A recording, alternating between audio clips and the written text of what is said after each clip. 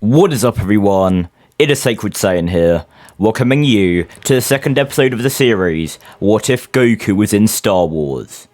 If you end up liking today's video, then please consider subscribing. It is free, and you can always unsubscribe later. There's a link in the description of the video to join my Discord server, and also to become a channel member if you want to support the channel. And if you want to see more Star Wars What Ifs, then there is also a link to my Star Wars channel in the description of the video. And with all of that out of the way, let's get into the second episode of the series, What If Goku Was in Star Wars? The events of Attack of the Clones start off the same, with the assassination attempts on Padme, and Palpatine assigning Obi-Wan Kenobi to protect her, as he knows that means Anakin will accompany him. And the events from there remain the same, until Anakin, Obi-Wan, and Padme are captured in the arena on Geonosis.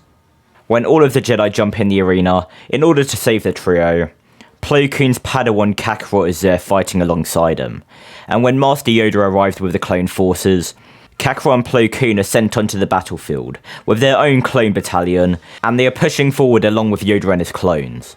However, Yoda senses Obi-Wan and Anakin in trouble, but as he gets on a gunship to go help them, Kakarot requests to go along with him.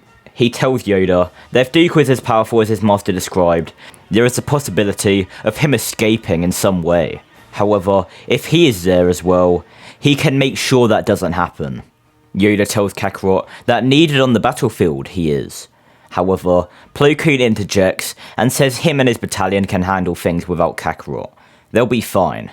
Yoda looks back to Kakarot and sees the desperation in his eyes, so Yoda finally agrees and allows Kakarot to get on the gunship with him, as they head to the battle taking place between Anakin and Count Dooku. The two arrive after Dooku has disarmed Anakin, in both a physical and literal sense of the word, and when Dooku sees the pair, he puts up a facade of arrogance, but inside of his head, he is slightly worried. The Grand Master of the Jedi Order is already an opponent which will take his all to match. However, if Yoda has the assistance of that boy, that Saiyan his master spoke of, he could have an issue getting out of here with his freedom. Kakarot shouts that Dooku isn't going anywhere, but Dooku simply laughs, stating, "I never said I wanted to leave. I have to deal with my uninvited guests first." Kakarot smirks, asking if him and Yoda are those uninvited guests, and Count Dooku simply smirks, not responding, while raising an arm and shooting a torrent of force lightning towards Kakarot. But Yoda quickly jumps in the way and catches the lightning in his hand, then sending it straight back towards Dooku. However, with the flick of his wrist, Dooku ricochets the lightning away from him. Dooku tells Yoda that it wasn't wise bringing a Padawan to a duel between masters. However, Yoda tells Dooku that more potential Kakarot has than Dooku ever will. And as soon as turned to the dark side, Dooku did, he was a master, no longer. Dooku tells Yoda that it's quite the opposite. Now, I've become more powerful than any Jedi. Even you, Master Yoda.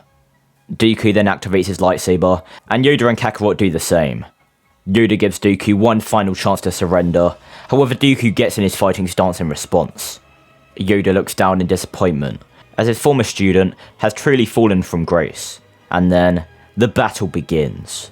Kakarot and Yoda jump towards Dooku, and begin their assault on the Count, with Dooku being forced onto the defensive as he attempts to block the onslaught of attacks.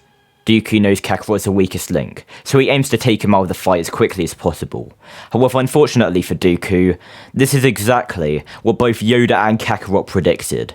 So as Kakarot moves into a defensive stance, Yoda increases the speed of his attacks, which makes Dooku stop his attack on Kakarot in order to defend himself. Dooku knows he needs to escape, so he quickly pushes Yoda and Kakarot back, and he then lifts apart a machinery and drops it on top of Anakin and Obi-Wan.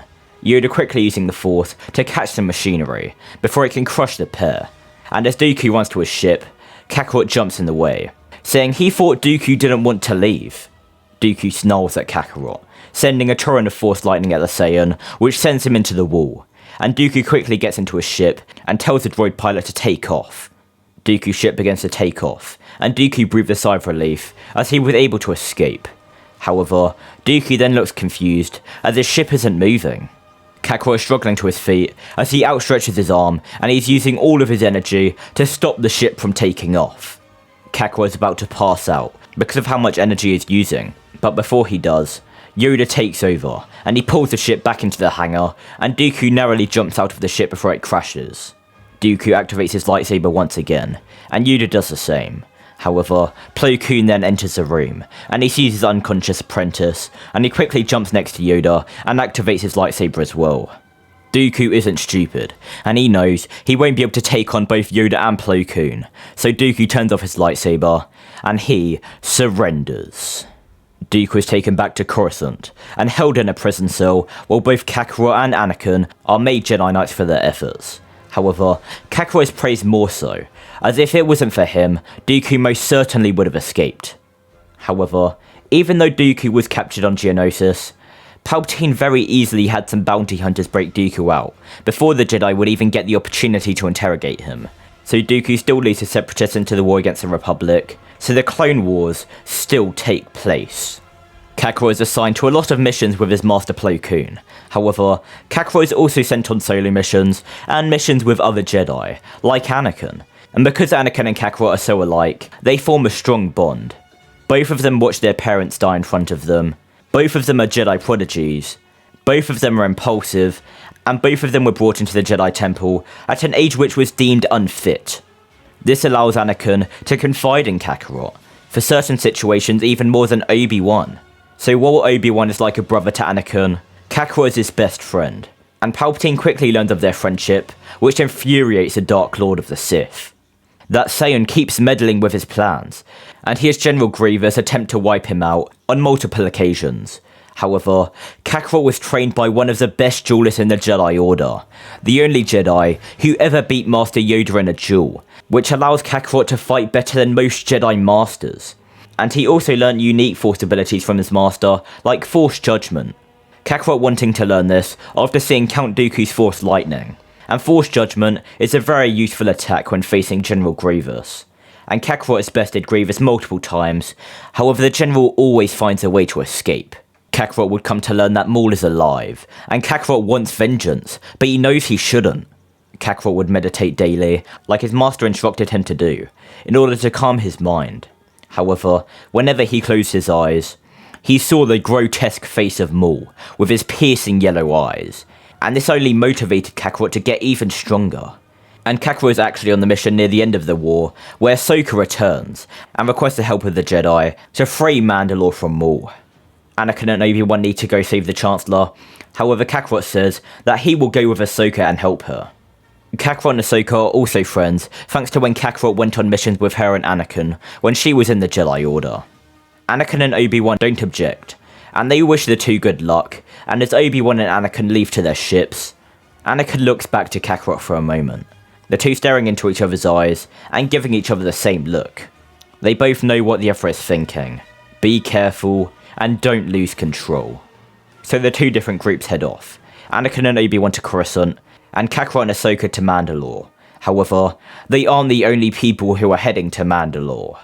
Before the attack on Coruscant commenced, Palpatine foresaw Kakarot going to Mandalore to face Maul, so Palpatine sent his ultimate weapon to Mandalore as well, in order to deal with that nuisance. He never unleashed them in the Clone Wars, as to keep them completely off the Jedi's radar, and their true purpose was to always kill Kakarot, and then to be disposed of. Kakarot and Ahsoka arrive on Mandalore, and as they arrange their special division of the 501st and 104th Battalions, we are going to end off this part. Hopefully you guys enjoyed this video, and if you did, then make sure to like, comment, and please do subscribe. It is quick and easy to do. Also, I want to give a huge thank you to Mystic Angel, Crimson Dragon 5401, Neo Whitcomb, Destroy God Broly, and Yeti Myth for becoming channel members. If you want to be shouted out at the end of a video, and get other perks like the channel members here, then there is a link in the description down below to become a channel member. It greatly supports me, and it helps me immensely. With all of that out of the way, I hope to see you all in the next episode of What If Goku Was in Star Wars?